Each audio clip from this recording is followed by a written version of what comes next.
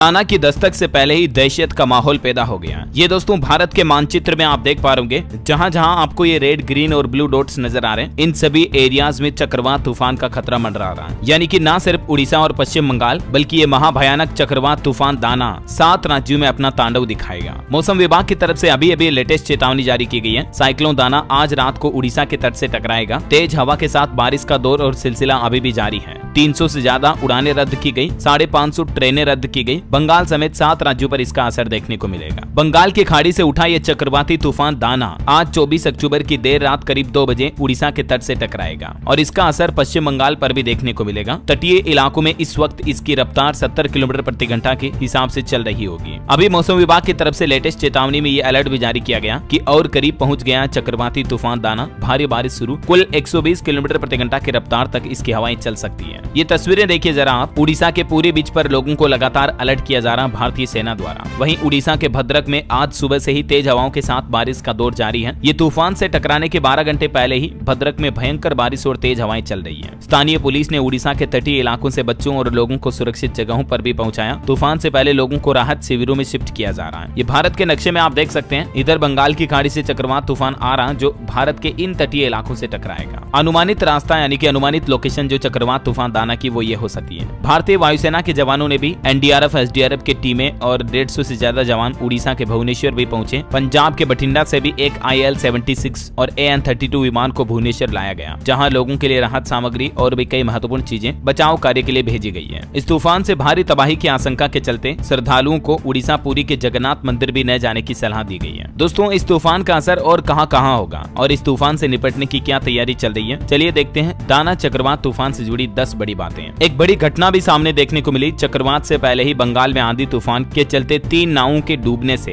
16 मछुआरे अभी लापता हैं। इनका रेस्क्यू ऑपरेशन अभी भी जारी है। पश्चिम बंगाल सरकार ने भी दाना के खतरे को देखते हुए अब तक लगभग 1.5 लाख लोगों को खतरों वाले क्षेत्रों से बाहर निकाला है। इनमें से 83,000 लोगों को राहत शिविरों में भी पहुंचाया गया है। 2 एयरपोर्ट पर 16 घंटे में 300 से ज्यादा फ्लाइट्स कैंसिल हुई, 550 ट्रेनें रद्द हुई। ओडिशा में एनडीआरएफ और फायर ब्रिगेड की भी 288 टीमें तैनात की गई है। दोस्तों, ये साइक्लोन दाना का टोटल 7 राज्यों में असर देखने को मिलेगा। सबसे पहला तो उड़ीसा में असर होगा, जो मैंने आपको बताया। इन जिलों में सबसे ज्यादा खतरा है। लगभग 14 तटीय जिले हैं जहां तूफान का व्यापक असर होने की आशंका है, तो जरा सावधान रहिएगा। पश्चिम बंगाल में भी इन जिलों में इस तूफान का असर दिखेगा। दक्षिण 24 परगना, उत्तर 24 परगना में बहुत भारी बारिश होने का अनुमान है, जबकि कोलकाता, हावड़ा, हुगली, झारग्राम में भी भारी बारिश हो सकती है। आंध्र प्रदेश में भी रायलसीमा क्षेत्र में भारी बारिश के साथ 30 से 50 किलोमीटर प्रति घंटा की रफ्तार से हवाएं चल सकती है। झारखंड में भी इसका असर दिखेगा। इन जिलों में झारखंड में भी एनडीआरएफ की 9 टीमें तैनात की गई हैं और छत्तीसगढ़ में भी 8 जिलों के लिए आज येलो अलर्ट जारी किया मौसम विभाग ने। बिहार के भी कई जिलों में इस तूफान का असर देखने को मिलेगा। 20 से 40 किलोमीटर प्रति घंटा की रफ्तार से हवाएं चलेगी।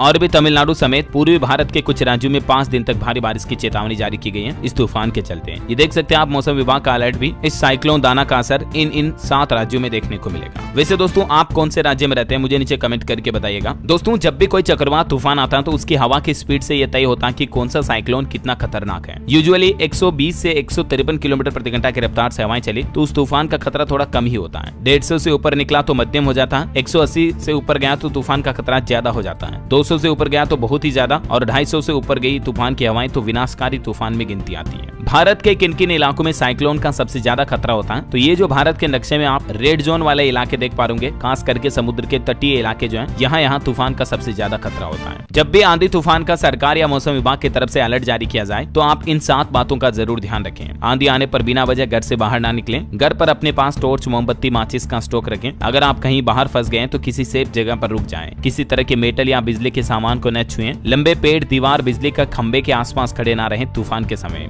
और गाड़ी ऐसी जगह पार्क करें जहां उड़ती हुई चीज आने का रिस्क ना हो। कंस्ट्रक्शन साइट, पुरानी और जर्जर इमारतों के पास भी खड़े ना रहें, वरना इमारतों के ढहने का भी रिस्क होता है। तो ये तूफान से जुड़ी कुछ महत्वपूर्ण बातें और जानकारियां आपको जरूर जानने मिली होगी। वैसे आप कौन से राज्य में रहते हैं मुझे नीचे कमेंट करके बताइएगा। और बाकी इस वीडियो को लाइक और शेयर करना, न्यूज चैनल को सब्सक्राइब करके बेल आइकन जरूर दबा देना, रोजाना ऐसे इन्फॉर्मेटिव काम की खबरें देखते रहने के लिए। जय हिंद, जय भारत, वंदे मातरम।